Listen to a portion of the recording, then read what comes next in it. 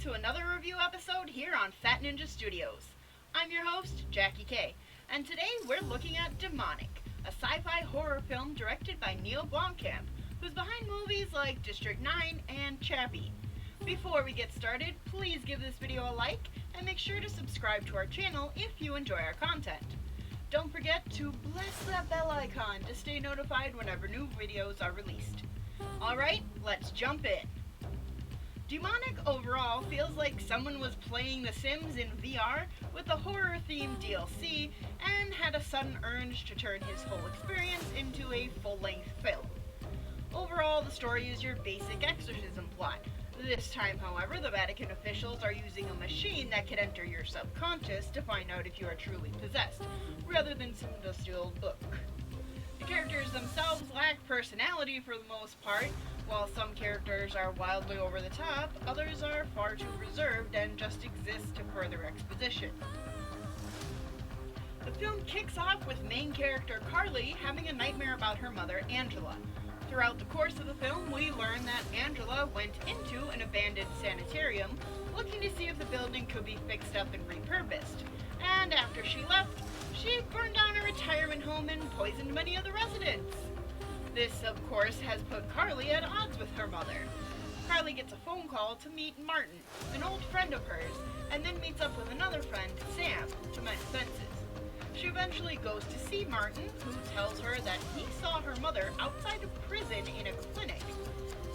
Angela has fallen into a coma, and the scientists are doing experiments on her and are looking for Carly. Carly decides to go see Angela, just so she can finally tell her how she truly feels. Years of repressed anger and whatnot. The clinic is using some experimental tech. Basically, it creates a virtual world for the host based on their memories and allows people to interact with them in this digital space.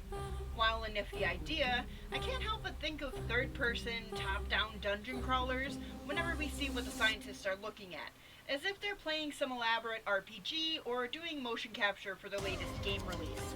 Carly, however, sees the world in three-dimensional space, albeit in a painted, almost cel-shaded manner. The first time she enters, she meets her mother in a dark bedroom and begins to unload her baggage. Angela tells her to leave before she gets hurt, and thus Carly is pulled out of the simulation. The scientists debrief Carly and ask her to go in one more time, manipulating her by telling her now is the time to get all the answers you want. Of course, Carly goes for the bait and enters Angela's mind again. This time, though, instead of her childhood home, she finds herself outside the sanitarium. She finds her friend Sam in the dream world, and then encounters a strange crow-faced demon before receiving a cut on her arm which appears on her body in the real world. Carly wigs out and is forcefully ejected from the simulation, leaving the clinic in a huff. She goes back to see Martin, who tells her that he used to have visions, and he may know what's going on. He explains to her that the scientists are actually priests, checking to see who's actually possessed and who's just faking it or mentally ill, and then they're performing exorcisms. The demon that is in Angela is a particularly nasty one, with many articles on the internet. Of course. He then proceeds to show her journals and sketches of the things he's seen in his own dreams, before Carly decides that it's all too much and bolts. At home, she has an unusual conversation with her friend Sam. The chemistry between the two just doesn't really work, and then proceeds to sleep. She has a nightmare about her friend who shows up at her house to check on her, and then transforms into a backward, crab-walking monster with a crow mask on. Carly snaps awake and tries to get a hold of her friend to no avail. She then calls the cops, but there seems to be nothing out of the ordinary. Carly then goes to Martin and begs him to go with her to the sanitarium, where she's positive the demon has taken Sam, to which Martin reluctantly agrees. When they arrive, they find Sam pretty easily. She has no recollection of how she got there, but she explains that some men brought Carly's mother there. They leave Sam in the car, enter the sanitarium to find one of the priests dying and the dream machine is active. The priest tells Carly that she's the only one that can stop it, that the demon has now taken over the other priest, Michael. Carly and Martin hatch a plan that she will enter the dream world to draw out the demon while he stands guard and protects her body from Michael. While Carly is in her mother's mind, Martin is attacked by the demon and put out of commission. In the dream world, Carly has a small exchange with her mother, telling her she loves her and she now knows that she was innocent, and Angela says thanks, then yeets herself out of existence by just willing herself to death, I guess? Carly, now all sorts of emotional, decides to kick the demon's ass and gets it to enter her body, then stabs herself in the gut to kill herself, leaving no place for the demon to go. This ending reminds me a lot of an older movie called Fallen, starring Denzel Washington, where he has a similar idea. However, both Martin and Sam are alive, so why doesn't the demon just float around and find them and possess their bodies?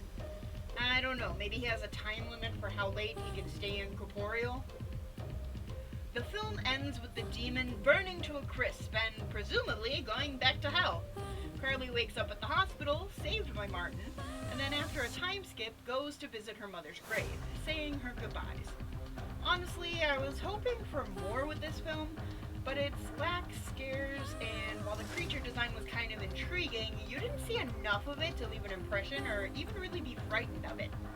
As I said earlier, the characters were almost devoid of personalities, like random NPCs in an open world game, just to kind of move the plot along.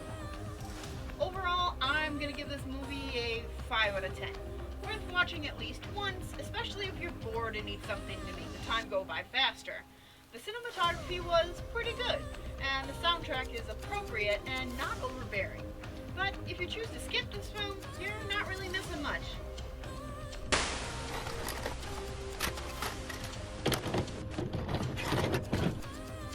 Anyway, thanks for checking out our review.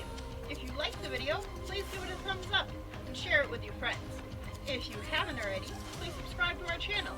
We're slowly getting to the 100 mark, and even though we are incredibly short-staffed at the moment, we've made a ton of progress recording multiple videos so that we have consistent content coming up. If you'd like to help us out in the meantime, please take a look at our Patreon, linked below. And even at just $1, you'd be helping us out tremendously. You can also reach out to us on Twitter at StudiosFat, or chat with us on Discord, linked below.